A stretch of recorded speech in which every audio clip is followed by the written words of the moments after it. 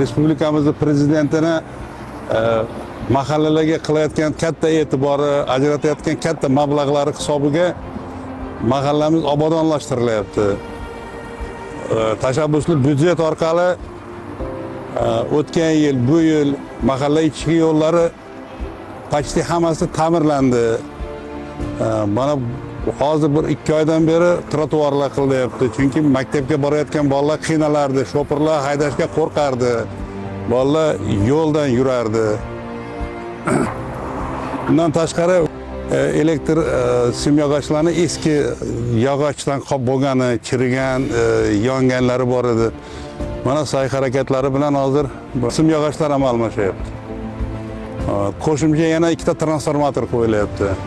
Rahmat, avvalambor Respublikamiz prezidentiga shunchalik e'tibor qilib mahallaga mablag' ajratib, yo'l yo'riq ko'rsatib, ishlarni qildirayotganiga.